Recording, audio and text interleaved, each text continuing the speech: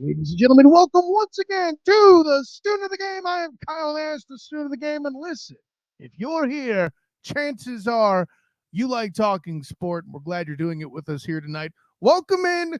Listen, a lot of fun stuff. You remember this whole draft thing that went on this past weekend, that pandemonium. We'll get into that a little bit, of course. And then a lot of talk surrounding the NBA Finals.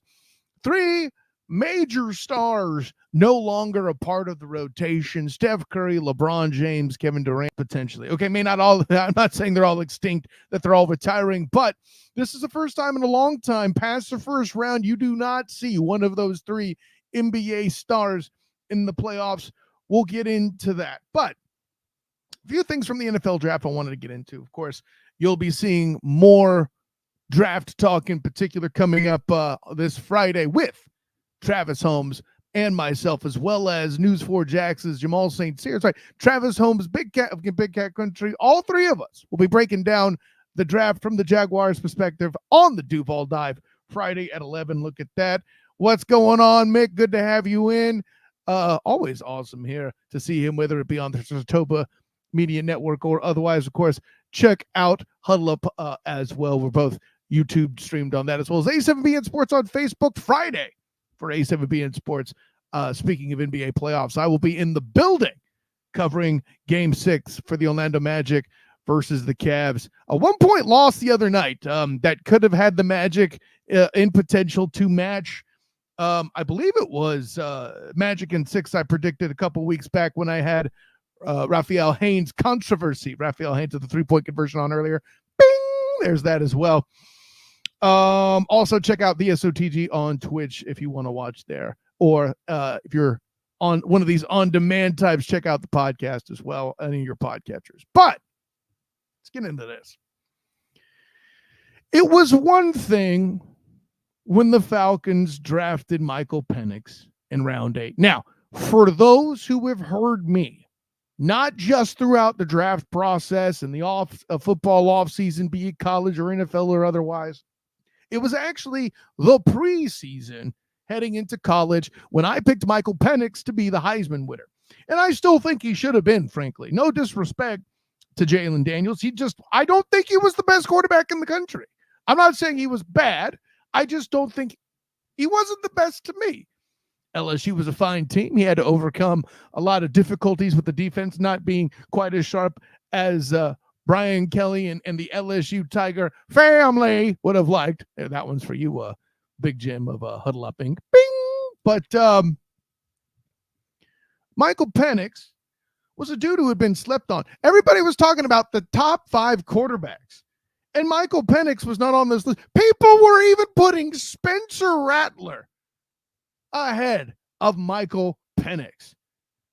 The dude, by the way, who has the funniest meme for being accused of being a guy that looks more like an actor that would play that would play Patrick LeVon Mahomes II in a biopic about Travis Michael Kelce and Taylor Swift than an actual NFL quarterback. Whole other question. But lo and behold, though, I'll say this. Through the grapevine, I came to hear that NFL teams in general, at least 3 others, 4 total, saw Michael Penix as being a higher quarterback prospect as I did. One of them being the Atlanta Falcons. Now, here's the thing. I don't have to criticize the pick. The criticisms are obvious. You gave Kirk Cousins $100 million guaranteed to quarterback your team.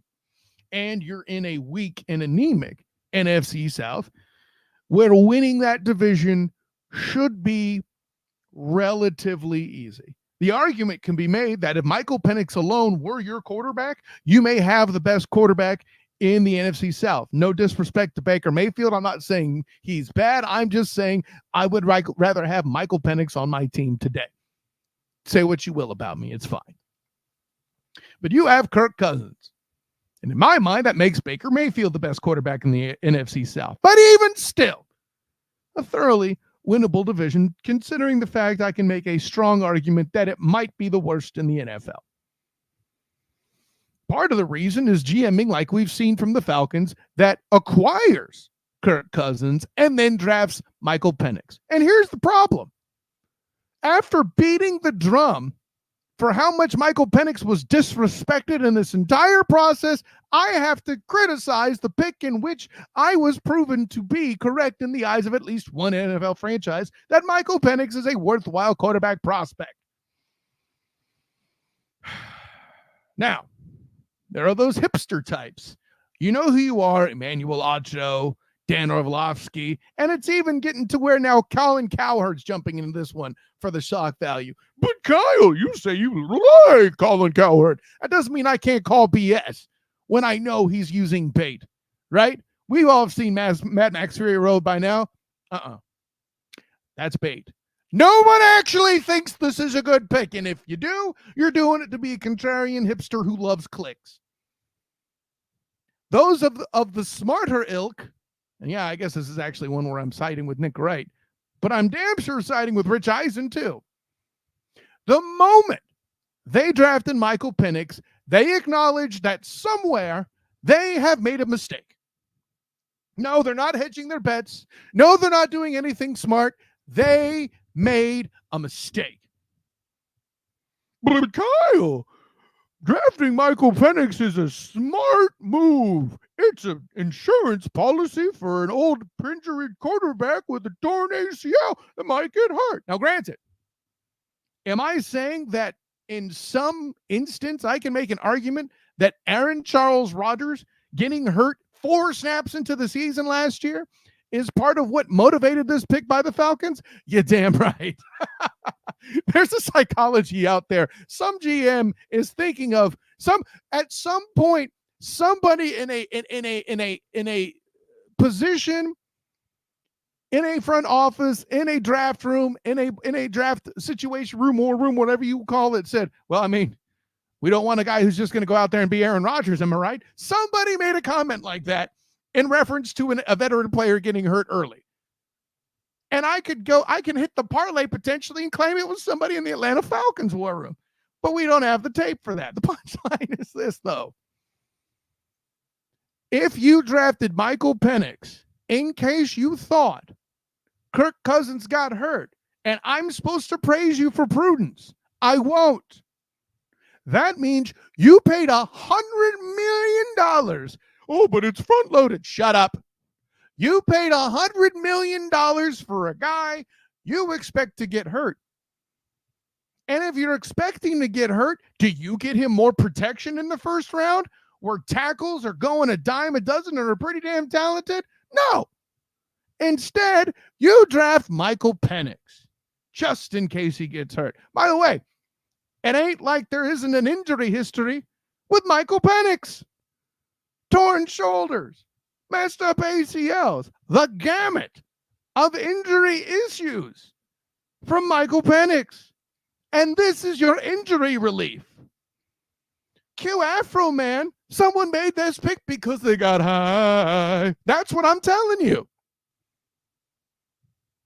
But Kyle, they're drafting for the future, and they like this quarterback so much, they want a guy out there in the future because Kirk won't be there forever. You're right. Kirk Cousins could retire after a year or two. And by the way, I'm leaving out the argument that this could mean that Kirk Cousins gets traded. Listen, not only does Kirk Cousins have a no-trade clause, they're in a position in the contract where the Falcons are punitively affected for doing so. In short, it's not like they're going to ship him and somebody else is responsible for the contract. Oh, no. Please think the Denver Broncos paying the Pittsburgh Steelers quarterback and Russell Carrington Wilson, that kind of thing. The Falcons are not shipping Kirk Cousins. And while I get that there is a historical past, I've even referenced it between that Thursday night blunder and now, about the Charlie Whitehurst situation years back with Phil Rivers and then San Diego with the Chargers. That is not an occurrence here. I don't think that happens. So, you can't trade him. You're stuck to it too. Earlier this week, I was on the Earnestly Speaking podcast with DJ Christian. Bing! And he asked me, well, what's the upside? Well, the upside is you have a guy, let's say you win the division, the NFC South. You get past the first round doing so. You step in and you take care of, I don't know, the Eagles or the Cowboys or something like that, as will likely happen again, based on what we're looking at with coming out of the NFC East. Because say what you will about the Cowboys or the Eagles, I feel like in the NFC, neither of them are going away permanently unless, I don't know, the Bears are going to take their spot. I don't know. Let's save that sort of thing for later. There's a really very real possibility that an NFC South team can do what the Bucs did last year and win a first round game. And then what? You're still not a Super Bowl threat, part of which is your defense has been awful.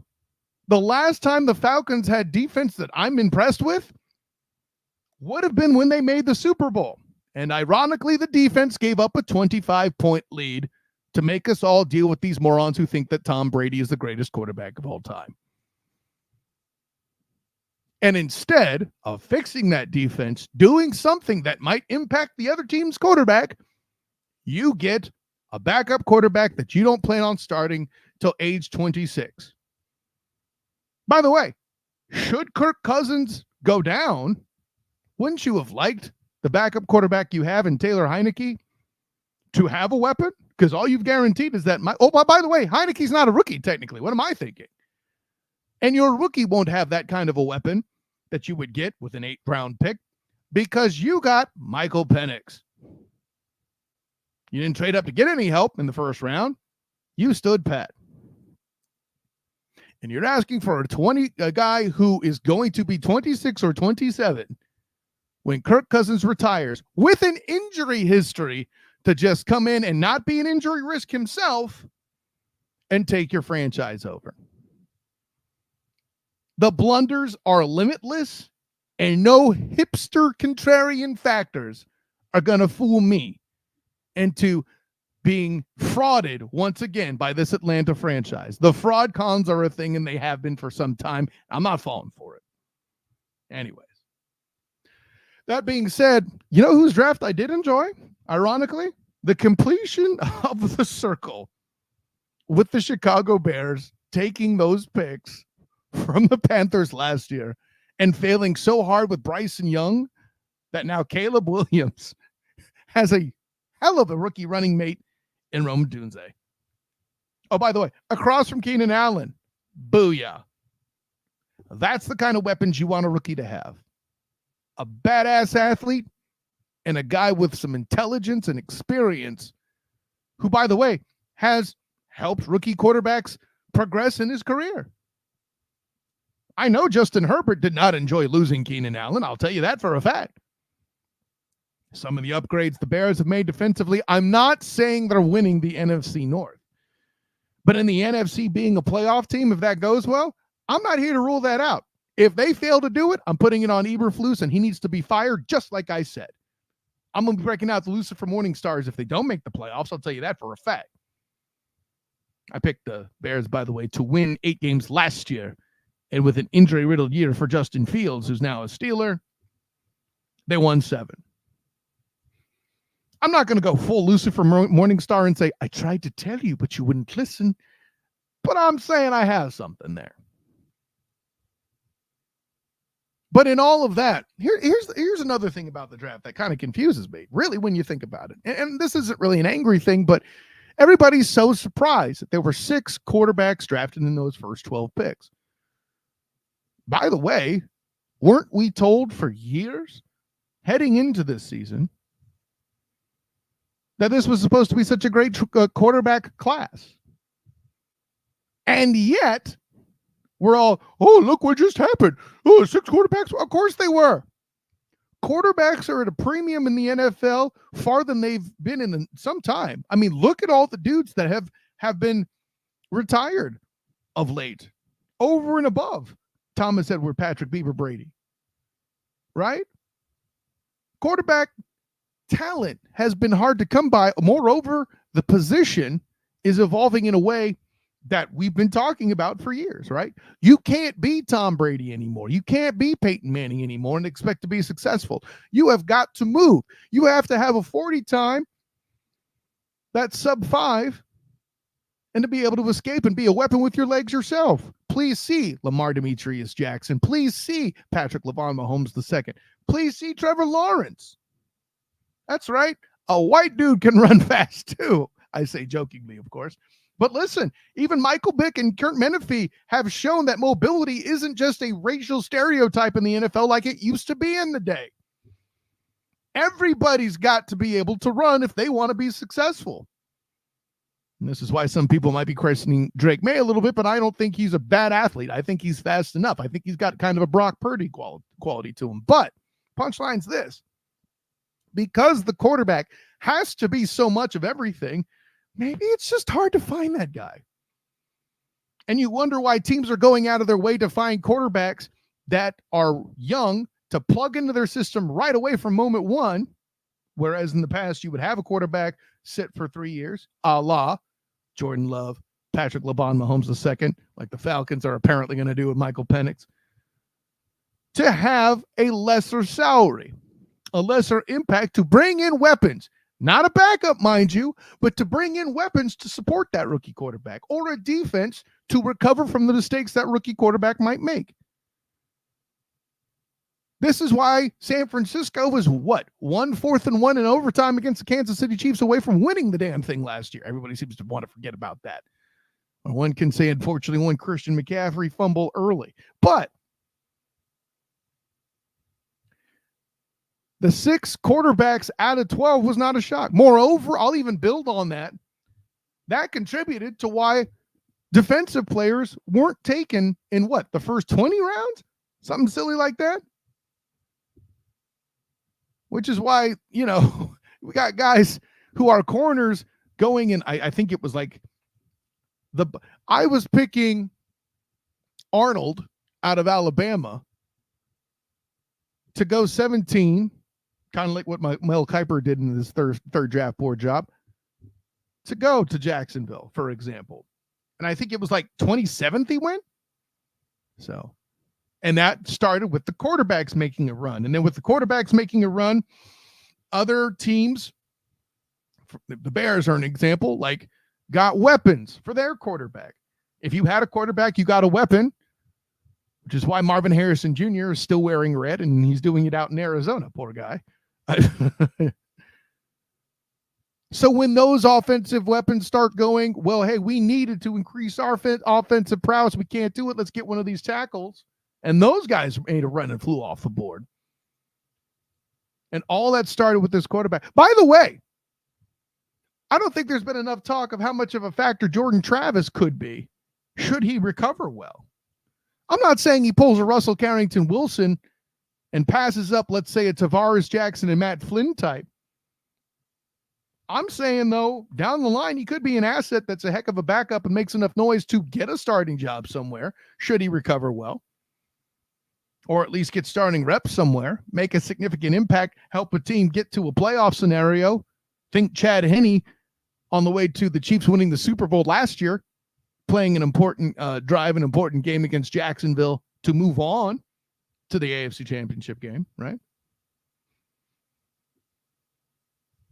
But I don't know. So those are some of the thoughts high level I have about the draft. I'll get deep into the Jacksonville Jaguars and what they did for the draft and how one should feel about it, or maybe start an argument with somebody about how we feel about it on the Duval Dive on Friday. But let's get some NBA playoffs, man. Listen, Kevin Durant getting swept. I didn't see that, but I did see Phoenix. This is the part where I say I told you so. Even when I was sitting in the Super Bowl this time, I guess 2 years ago now, let's say February 2023, right? So it's not confusing. I know technically that's 1 year. I should say 2 seasons, whatever. I'm in Super Bowl week in Phoenix hearing about this trade going, I don't think this is going to do it. Granted, sitting in Phoenix, I kind of kept that to myself. Whole other question. So then Steph Curry's eliminated. Less surprised by that. The Warriors, people keep saying stuff about Last Dance me. I didn't believe in them in the first place, and it's really not Steph Curry's fault. Am I blaming Klay Thomas and Draymond? Yeah. I mean, actually, I'm blaming Father Time, not them, but you know, they don't have the stuff anymore, and I don't know what that reboot is going to look like for Golden State. That's not my problem.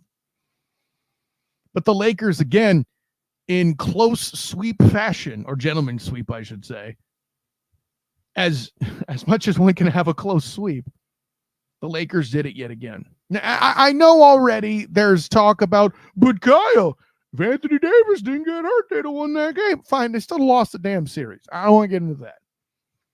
But here's what I find interesting with the talk surrounding LeBron James. This dude, I'm not mad at people who think LeBron's the GOAT. He's not my GOAT personally, but I can explain that another time. That debate's tired. But it's three options, basically, for LeBron, right? He either retires, he either stays with the Lakers, or he goes to another team. And, you know, the scuttlebutt out there in the mainstream is that wherever his son Bronny gets drafted out of USC, he will follow. That's been his dream. I've been talking about it since years ago when I was co-hosting with Danny Thompson on Beyond the Buzzer. Shouts to Danny Thompson, who's in ESPN's data department now. I like bragging about dudes who are successful that I know. I'm just saying. Anyways, FraudCon still suck, Danny. Anyways, now for me, I don't think he's going to retire. That's not very LeBron. That's the only I don't know the dude. I haven't even had the opportunity to do post game with him yet because the Magic whooped the Lakers' butt so bad when they were here late in 2023. 30 points, I think it was. It was insane. It's hard for me to believe that they stay in LA though, right? He's aging. Anthony Davis is aging, over and above being a guy who's been slapped with an injury-prone label. And they still don't have shooters. By the way, Austin Reeves was rendered completely useless on the back of a milk carton in these playoffs. And I know Bron is stoked about being a first-time winner of the midseason tournament. I know that's a banner he's hanging amongst his proverbial accomplishments, and I'm not mad at him for that, but I don't think that drives the conversation for him to stay in LA. Do you? I don't, you know. So here's where it gets tricky for me. That means I think LeBron's going to go somewhere. Here's the thing. I have no idea. As much as I talk about the NBA as my third language, which it still is, behind college football and NFL football, right? I mean, hell, the first 20 minutes of the show was NFL draft. Best of both worlds, man. You're going to get an efficient show tonight. I got to talk two sports at once. No, but joking aside, I don't know what to make of where LeBron can go. It's got to be somewhere that makes basketball sense, that can actually, someone who could actually make a run for an NBA championship, right? Now, I know Magic fans are going to do, LeBron should come to Orlando. Don't retired people come to Florida? I'm like, they're not wrong from that standpoint. But listen, the Magic does not, the Magic do, Orlando as a market does not have enough juice to contain LeBron. All right. I don't think that's going to happen. Him coming back to Miami would be interesting. Him and Jimmy Butler with Bam Adebayo and Tyler Hero, I get a little excited.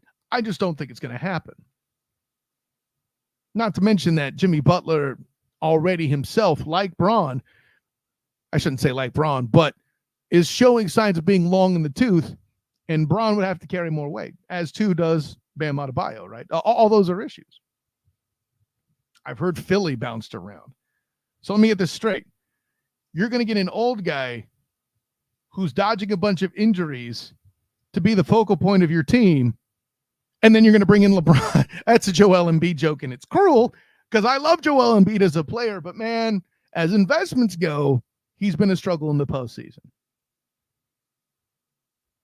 Does he go back to Cleveland? I mean, we played that game, but I could see the homecoming defense and he and Bron playing for Cleveland would lose their damn mind and would enjoy the upgrade. Like, even if they get through this series with the Magic, which as of the recording of this, they're leading 3-2, and it's a 1-point swing that makes it happen, man. 105, 104, I think it was, man. What a basketball game.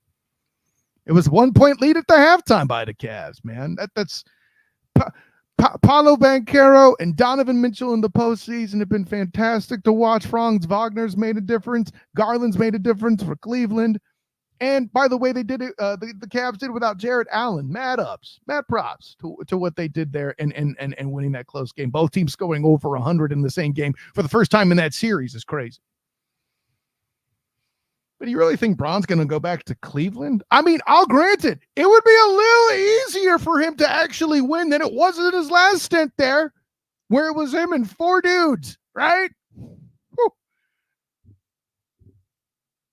Because I don't think he stays with the Lakers. And I don't think he does anything silly to stay in LA by switching to the Clippers either. So let's not go down that road, right? A lot of people are talking about the Knicks. And I think that would be every reporter's favorite story, because him and Brunson and Randall would make an interesting mix.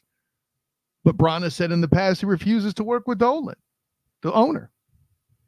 I can't blame him. Can you see LeBron surviving a Tom Thibodeau regime that insists you play like 82 bazillion minutes a night in all 82 games? LeBron can't do that right now. Now, let's give Thibodeau some credit. I think he would make concessions to LeBron because he's freaking LeBron. Okay. But, or is it simple as the Lakers, finding a coach to replace Darvin Ham? I don't think it is.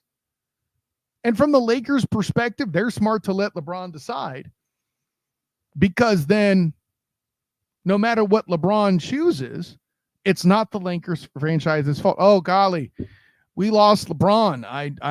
But it was his decision. He wanted to play with Bronny. Oh, well.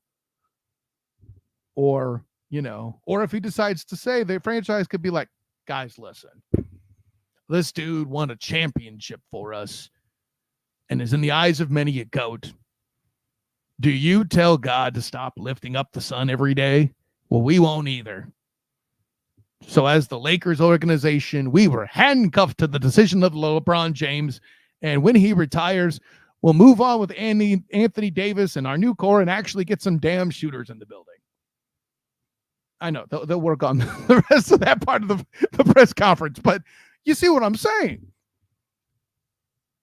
The Lakers, I believe, are better off at having LeBron dictate where they go next from a public relations standpoint. So I don't feel like there's going to be anything where they're going to be like, get out. But I'd love to hear anybody's suggestion as to where you think LeBron should go, right? Don't ask EJ Christian. He'll be confused because of all the different teams he cheers for. That would be a problem. He'd be error. Yeah. But I don't know. That's kind of where I stand, all of it. I believe and not just because I cover the Magic here locally. Like I said, I'll be at Game 6 for A7BN Sports. Bing! I would really hate for the first NBA playoff game that I cover to be in a game where the Magic are eliminated. So let's not do that, please.